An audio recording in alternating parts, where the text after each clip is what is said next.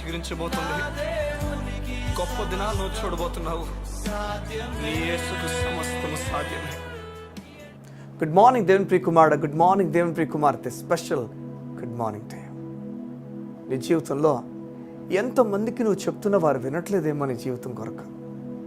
నువ్వు యేసే నమ్ముతున్న గొప్ప కార్యాలు జరిగితే దేవుడు చూసుకుంటాడని చెప్తున్నా వారు నమ్మకుండా నువ్వు చేయాల్సిన పని చేయని చెప్పి ఎన్నెన్నో మాటలు నీకు చెప్తూ నీ విశ్వాసం నుంచి నేను తప్పించాలని చూస్తున్నానేమో.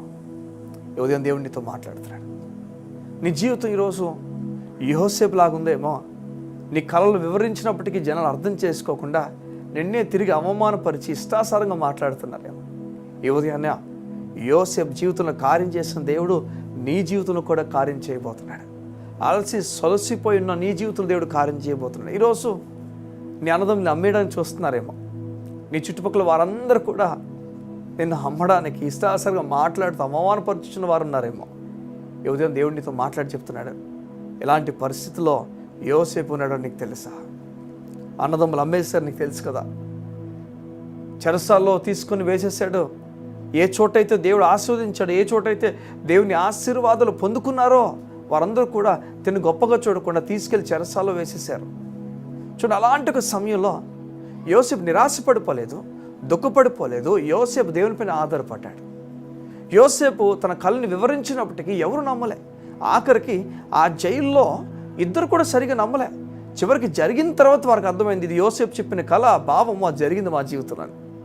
నువ్వు యేసు నమ్ముతున్నట్లుగా ఎంతమందికి చెప్పినా వారు అంగీకరించకపోయినప్పటికీ నువ్వు బాధపడిపోతున్నావేమో. ఎందుకు నమ్మానో అర్థం కాని పరిస్థితికి వచ్చావేమో. ఈ ఉదయం ఆ విధంగా ఉండకూడదు. నువ్వు ఏదైనా నా దేవుడు నాతో ఉన్నాడు, ఎవరు అవమానపరిచినా ఎవరు అవమానపరచకపోయినా యేసు నిజమైన దేవుడు కదా.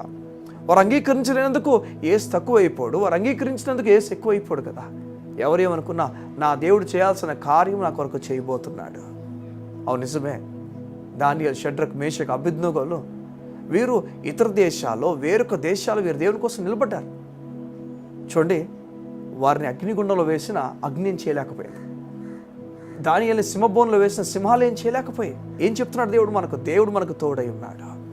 దేవుడు ప్రతికూల పరిస్థితుల్లో ఈ లోకం అవమానపరచడానికి మనం నమ్ముతున్న దేవుణ్ణి, నీవు నమ్ముతున్న దేవుణ్ణి వారు విడిచిపెట్టమని కోరుతున్నప్పుడు గుర్తుపెట్టుకోవాలి. నువ్వు విడిచిపెట్టకుండా దేవుణ్ణి కొనసాగు. నువ్వు చెప్తున్నప్పుడు ఇతరులు నీ మీద అవమానపు మాటలు మాట్లాడచ్చు, నిందలు వేయచ్చు. నీవు మాత్రం యేసును విడిచిపెట్టక. చెరసాలలో యోసేపు ఉన్నప్పుడు యేసయ్యను పట్టుకుని ఉన్నాడు. సింహబోన్లో దాని ఉన్నప్పుడు యేసయ్యను పట్టుకున్నాడు. అగ్నిగుండంలో షడ్రక్, మేషక్, అబేద్నెగోలు పడవేయబడినప్పుడు అక్కడ కూడా వీరు దేవుని పట్టుకున్నారు. బైబిల్ చెప్తుంది, రాజున్నాడట. మనం వేసింది ముగ్గురునైతే కనిపిస్తుంది, నలుగురు కనిపిస్తున్నారు. నీకు అర్థమవుతుందా? నీవు ఎవరు చేరలేని చోట్ల యేసయ్య నీ కొరకు చేరుతాడు. అగ్నిలో మరొక వ్యక్తి ప్రత్యక్షం అవ్వలేడు, రాలేడు సహాయానికి. అగ్నిలో చెప్తున్నాడు యేసయ్య కనిపిస్తున్నాడు. అగ్నిలో యేసయ్య నీ కోసం నిలబడబోతున్నాడు. ఈ ఉదయం దేవుడు నీకు జ్ఞాపకం చేసి చెప్తున్న మాట, నువ్వు భయపడక, నువ్వు యేసయ్య నీతో ఉన్నాడని చెప్పడంలో భయపడక, ధైర్యంగా చెప్పు. దేవుడు నీ కార్యం చేయబోతున్నాడు. కళ్ళు మూసుకుంటావా? ఈ ఉదయం నీ గురించి ప్రార్థన చేస్తాను. మా ప్రియ పరలోకపు తండ్రి, నీ బిడ్డలు గొప్ప నెమ్మది కలిగి ముందుకెళ్ళినట్లుగా సహాయమును ప్రకటించుచున్నా. వారి పట్ల నీ ఆలోచన ఉన్నతమైనవి. వారు దేనికి భయపడిపోకుండా, కృంగిపోకుండా నీవు వారికి తోడున్నావు అన్న ధైర్యంతో వారు ముందుకు నడుచుదురుగాక. నా తండ్రి, నీ వారికి తండ్రివి. వారిని విడిచిపెట్టి వెళ్ళిపో. వారి కొరకు నీ కుమారుని సైతం వదులుకున్నావు. నీకు వందనాలు. గొప్ప గంభీరమైన కార్యాలు నీ బిడ్డల కొరకు ప్రకటించు. యేసయ్య నామములో ఈ వారము, ఈ రోజు ఉన్నతమైన కార్యాలు నీ బిడ్డకు జరుగునుగాక. ఆమేన్, ఆమేన్, ఆమేన్. దేవుని గొప్ప కార్యాలు చూడబోతున్నా. God bless you. See you tomorrow.